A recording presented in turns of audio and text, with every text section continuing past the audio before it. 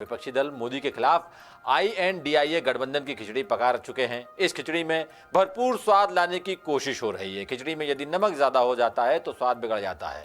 खबरें तो यही है कि INDIA गठबंधन लोकसभा चुनाव के लिए बना है, लेकिन कुछ महीनों बाद 5 राज्यों के चुनाव हैं। ऐसे में इस गठबंधन में शामिल पार्टियों की तरफ से मांग भी उठ रही है कि राज्यों में भी इस गठबंधन के बैनर तले चुनाव लड़ा जाए, यानी विधानसभा चुनाव में भी कोई सेटलमेंट किया जाए, कोई अरेंजमेंट किया जाए, सीटों का बंटवारा किया जाए। ये छोटी पार्टियों की मांग है। क्या ऐसा मुमकिन होगा और क्या असर पड़ेगा, देखिए ये रिपोर्ट। इंडिया गठबंधन की अब तक 5 बैठकें हो चुकी है। आखिरी बैठक 13 सितंबर को शरद पवार के घर पर हुई।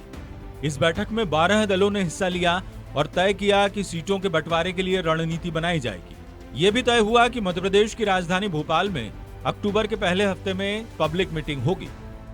The committee decided to hold joint public meetings in different parts of the country. The first public meeting will be held at Bhopal in the first week of October in the issue of rising prices, unemployment and corruption of BJP government. Bhopal में जो rally होने वाली है उसमें महंगाई, बेरोजगारी और भ्रष्टाचार जैसे मुद्दे उठाए जाएंगे। मध्य प्रदेश में इसी साल के आखिर में चुनाव है। अब इंडिया गठबंधन के नेता एक साथ भोपाल में रैली करेंगे, लेकिन मध्य प्रदेश में तो अलग अलग चुनाव लड़ रहे हैं। इंडिया गठबंधन में समाजवादी पार्टी और आम आदमी पार्टी भी शामिल है। सवाल उठ रहा है कि क्या मध्य प्रदेश में भी गठबंधन मिलकर चुनाव लड़ सकता है, क्योंकि सूत्र बताते हैं कि मध्य प्रदेश में समाजवादी पार्टी ने कांग्रेस के सामने गठबंधन की पेशकश की है। समाजवादी पार्टी ने 2018 के चुनाव में 52 सीटों पर चुनाव लड़ा था, जिसमें से पार्टी ने 1 सीट जीती और 5 सीटों पर उसके उम्मीदवार दूसरे नंबर पर रहे थे। ऐसे में पार्टी ने आधा दर्जन सीटों पर अपना दावा पेश किया है। हालांकि पार्टी का वोट परसेंट 1.30% ही रहा था, लेकिन जिन सीटों पर उसने उम्मीदवार उतारे थे वहां उसका वोट परसेंट 6.26% रहा। हालांकि समाजवादी पार्टी को लेकर कांग्रेस की तरफ से ऐसा कोई भरोसा नहीं दिया गया है। दूसरी तरफ आम आदमी पार्टी, जो गठबंधन में शामिल है, वो मध्य प्रदेश की 10 सीटों पर उम्मीदवारों के नामों का ऐलान कर चुकी है।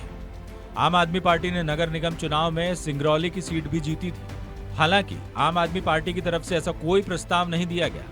इधर राजस्थान में भी कुछ इसी तरह के कयास है, लेकिन राजस्थान कांग्रेस ने साफ कर दिया है कि यहाँ वो किसी तरह का गठबंधन नहीं चाहती। तो भविष्य के अंदर किसी के साथ अलायंस नहीं होना चाहिए।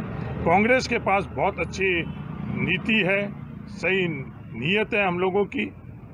जो हमारे योजना है, जो हमारे विकास के काम है, उनके बलबूते पर हम लोग जाएंगे तो 100% कांग्रेस की सरकार बनाने की आज स्थिति राजस्थान के अंदर है। इसलिए किसी और के साथ अलायंस कर हम लोगों को नहीं जाना चाहिए। ये सर्वसम्मति से स्ट्रेटेजी कमेटी की हम लोगों की तरफ से एक तरह का सुझाव है।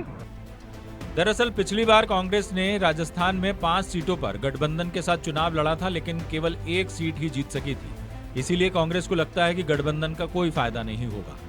अब देखना होगा कि इंडिया गठबंधन राज्यों के चुनाव अलग अलग लड़ता है या फिर एकजुट होकर